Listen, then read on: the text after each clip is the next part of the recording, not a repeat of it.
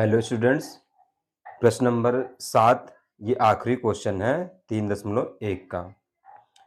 इसमें देखिए समीकरणों x minus Y plus 1 equal to 0 और 3x plus 2y minus 12 equal to 0 का ग्राफ खींचिए। यानी दो समीकरण दिया है, इससे आपको ग्राफ खींचना है।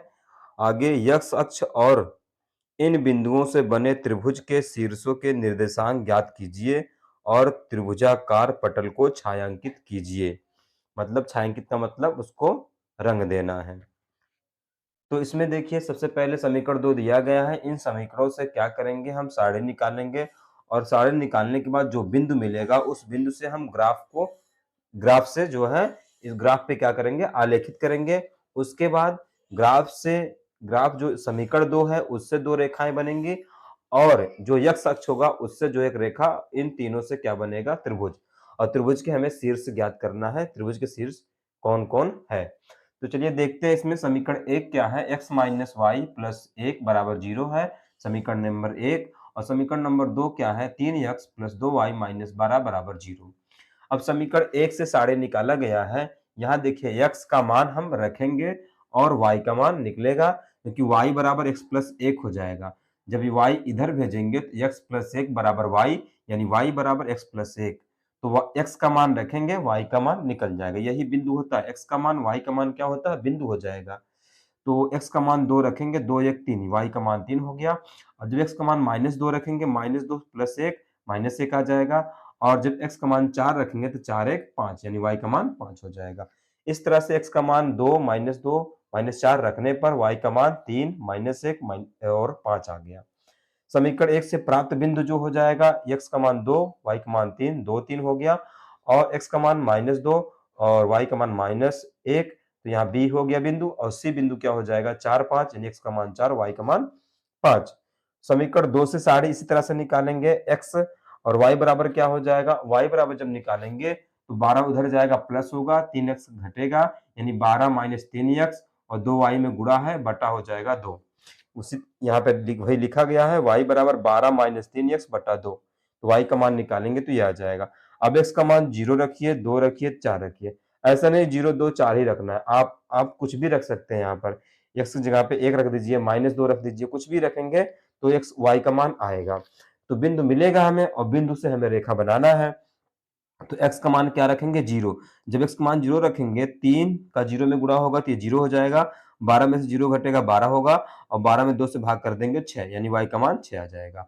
फिर देखिए x का मान 2 रखेंगे, 3 दूनी 6 हो जाएगा, 12 में से 6 घटेगा तो 6 आएगा। और 6 में 2 से भाग करेंगे 3 हो जाएगा, यानी y का मान 3। जब y का मान 4 रखेंगे, 3 चौके 12 और 12 में से 12 घटेगा, 0 हो जाएगा। और 0 में 2 से भाग करेंगे तो 0 आ जाएगा। इस तरह से समीकरण 2 से प्राप्त बिंदु क्या हो जाएगा, डी ई एफ हो जाएगा। डी क्या होगा, 0 6, और ई क्या होगा, 2 3, और एफ क्या होगा, 4 0 हो जाएगा। इस तरह से एक्स वाई का मान जो है बिंदु बन गया। अब इन दोनों समीकरण से जो बिंदु आया है उसको हम क्या करेंगे, ग्राफ पर आलेखित करेंगे। चलिए देखते हैं ग्राफ क्या है। ये एक्स अक्ष है, ये वाई अक्ष है। अब देखते हैं पहला बिंदु क्या है, 2 3 ए वाला है। 2 3 कहाँ बनेगा, एक्स का मान 2, वाई का मान 3, x का मान 2, y का मान 3। तो 2 3 बिंदु हमारा ये है। यहाँ पर कौन सा है, ये a है। 2 3 यहाँ भी आ रहा, 2 3 यहाँ भी आ रहा। 2 3 इसमें e का है, यहाँ पे a का है, यानी a या e हम लिख सकते हैं। इसका बिंदु क्या है, 2 3, ठीक है ना। उसके बाद b क्या है, -2 -1। -2 मतलब x का मान, y का मान -1, -2 ये x का मान हो गया, y का मान -1, ये -1 इधर है y का मान। तो 2 -2 -1 ये वाला बिंदु हो गया। इस बिंदु का नाम क्या है, b नाम है। यहाँ पे लिखिए b बिंदु हमारा क्या है, -2 -1, ठीक है ना। उसके बाद c बिंदु क्या है, c बिंदु हमारा 4 5 है। 4 5 कहाँ पर है, देखिए 4 और 5। तो 4 है यानी x का मान, y का मान 5, 4 5 ये बिंदु हो गया। इसका नाम c है। ये क्या है, 4 और 5 है, यानी x का मान 4, y का मान 5। तो 4 5 हो गया।